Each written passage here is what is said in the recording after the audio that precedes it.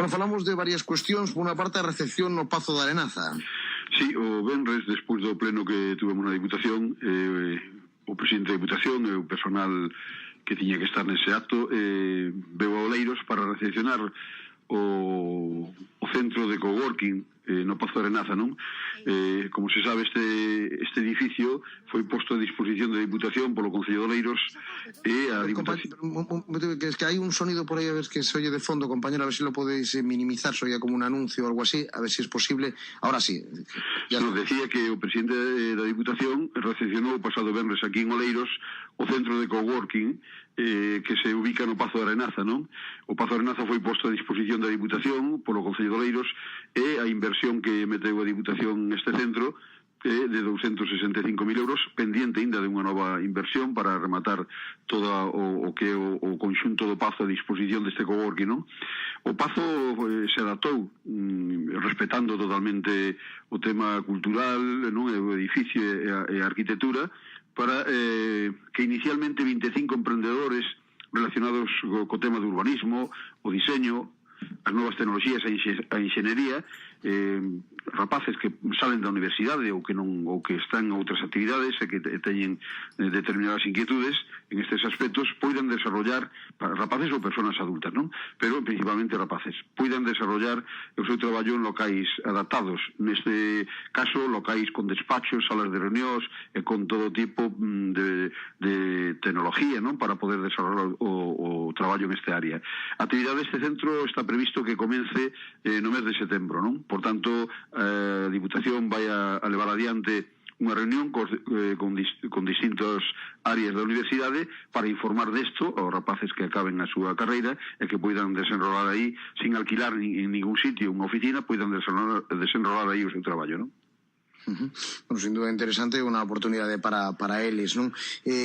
Outra cuestión é o plan complementario de obras. Sí, bueno, a Diputación había acordado un POS, o plan de obras e servicios da provincia, e ora se acordou estes días o venres tamén un plan complementario de obras que os concellos presentan e que a Diputación neste momento incrementou incluso con un 5% máis do que estaba previsto, non?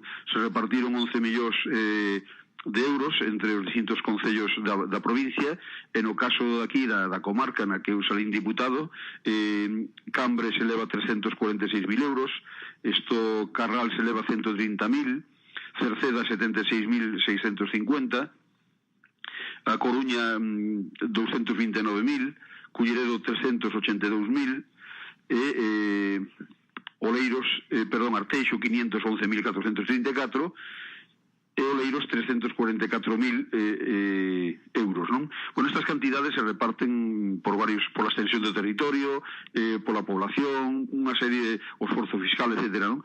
Pero a Coruña, que leva menos, a Coruña, neste caso, como é unha zona urbana, ten este diñeiro que se destina á área rural da Coruña, que tamén ten unha zona rural, non?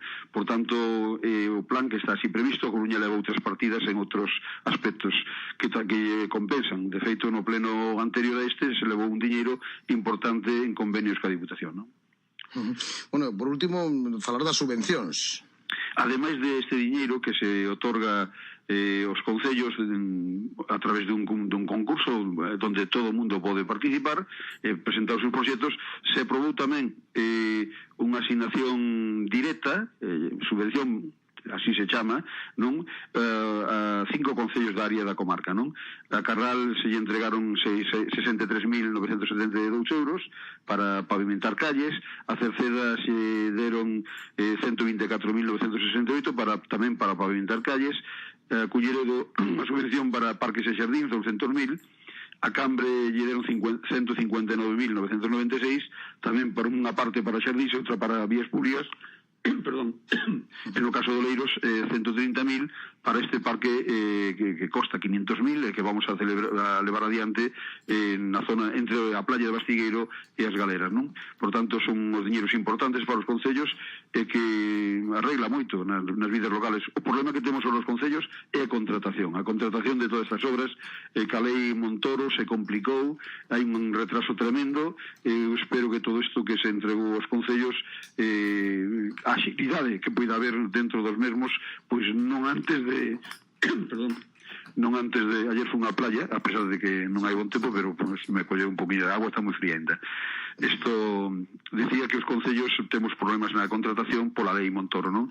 Pero que estas obras todas que se acaban de decir, as cantidades, está previsto que no mes de outubro, como moito tardar, os concellos poidan telas contratadas. Muy bien, pues alcalde Oleiros e portavoz da Alternativa dos Veciños na Diputación, moitísimas grazas por atender a chamada de Radio Voz. Bo día. Hasta logo, bo día. 10:20 de la mañana, enseguida abrimos líneas con el exterior.